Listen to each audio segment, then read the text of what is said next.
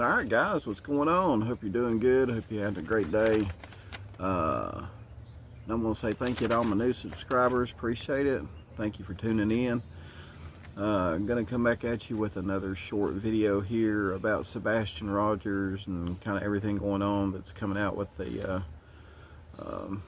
family members, or family members possibly maybe being involved with Sebastian's disappearance. Wet out here, guys. It rained. So yeah, I've seen where people been making videos about Katie's side of the family and about how bad Katie's side of the family is, and yeah, it's pretty concerning. You have to say that is pretty concerning.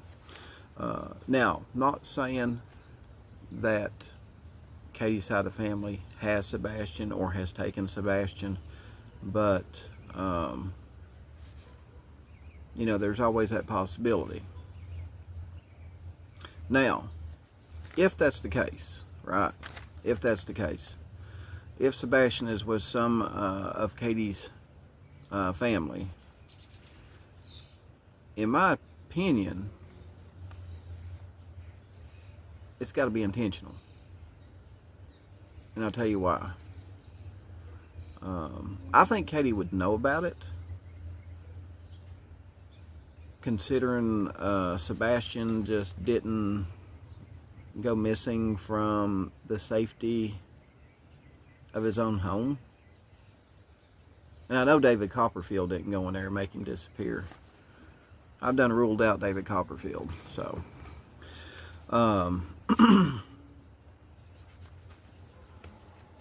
so Katie and Chris are saying Sebastian was safe in his home allegedly when he went missing, but there's no sign of forced entry. None of the windows were left unlocked and opened, or even closed and unlocked. I guess the doors were all locked and closed.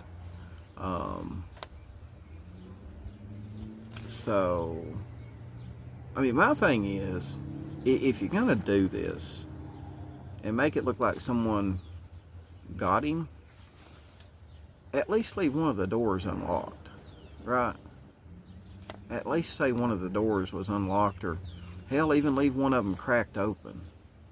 Say you woke up and you seen one of the doors cracked open and Sebastian was gone.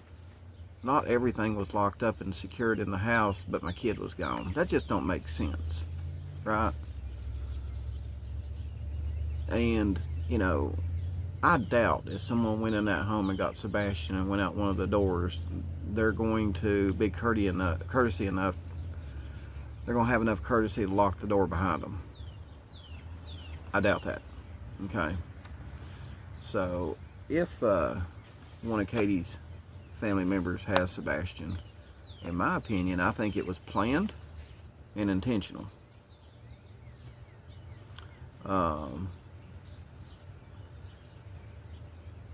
Now, that being said, I'm sure, or I hope, police have checked all the family members on Chris's side of the family, and I hope they've checked with all the members on Katie's side of the family. And more likely, FBI would be doing that because they'd be in different states. So, like, I don't know if the FBI has like an Asheville, North Carolina office, or a Raleigh, North Carolina. I know they got a Raleigh, more likely. Probably got a satellite office in Asheville too, but it'd be probably one of those, going to the address of the family members in North Carolina to check and see if Sebastian's at those residences. More than likely, So hopefully, law enforcement has checked out, both sides of the family and all the family members to see if Sebastian is at one of their homes, if they feel like a family member may have him, right?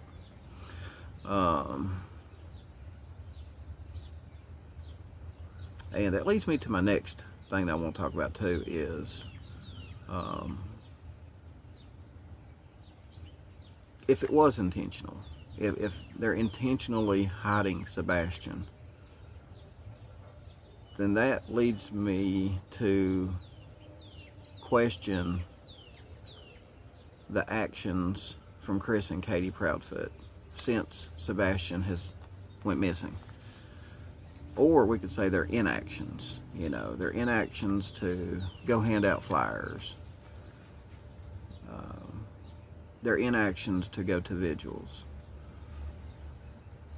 I mean, they can't go hand out flyers, they can't go to these vigils, but boy, they can get on YouTube and they can get on, they can go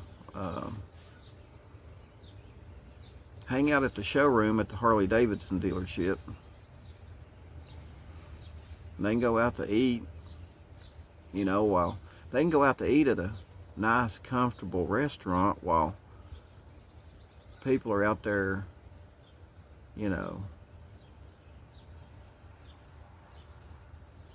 blood, sweat, and tears looking for Sebastian.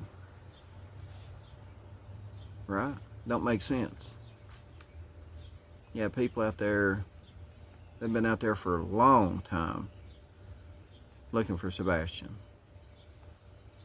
And,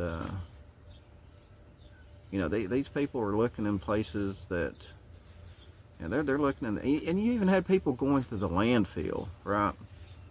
Going through the landfill. Now, how nasty is that? While Chris and Katie Proudfoot are sitting in a nice, comfortable, air-conditioned restaurant.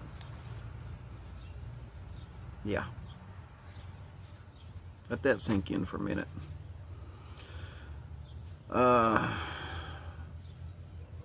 So, what are we looking at here if Chris and Katie Proudfoot are hiding Sebastian Rogers? Well, if family has Sebastian, then Chris and Katie knew about it, in my opinion.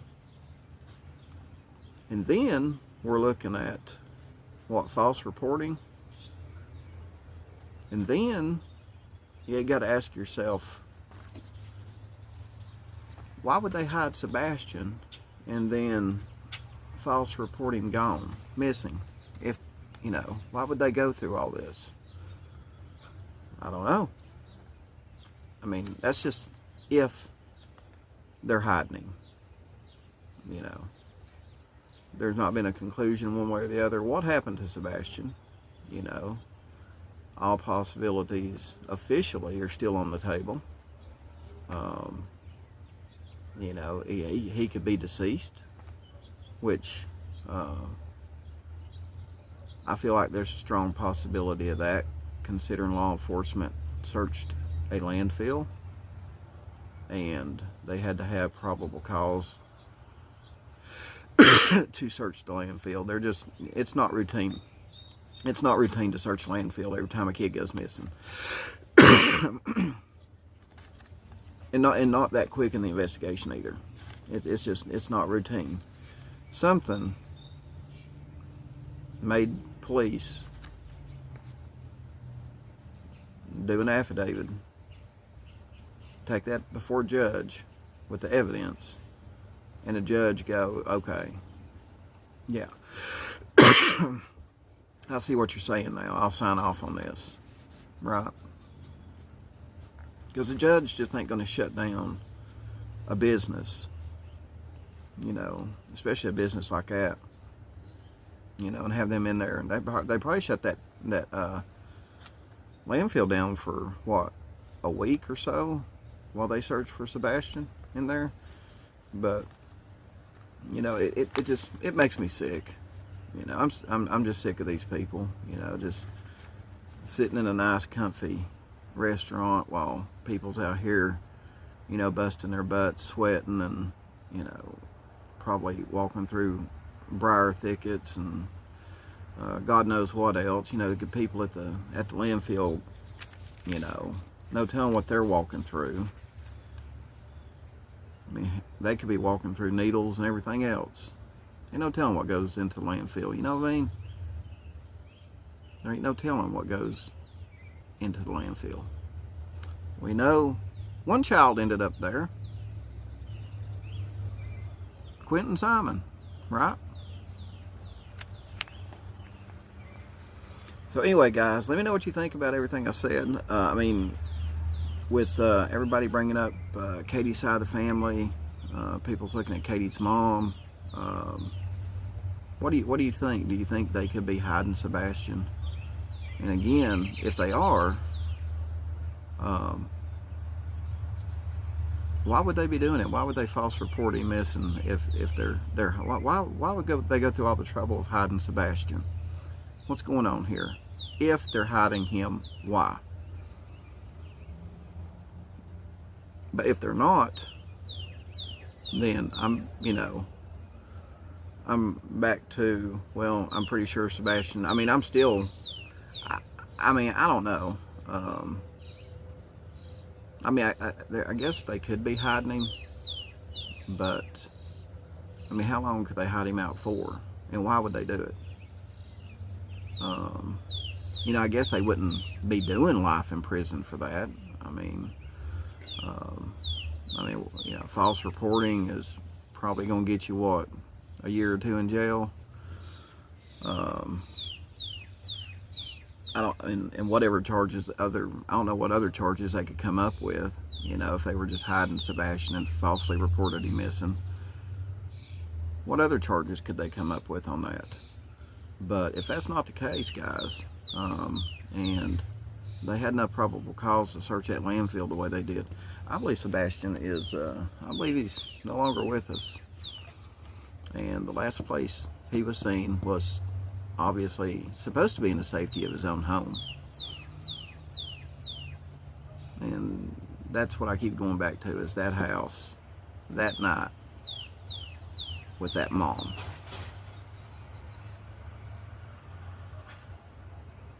How, in the safety of that household, did he go missing with Katie there?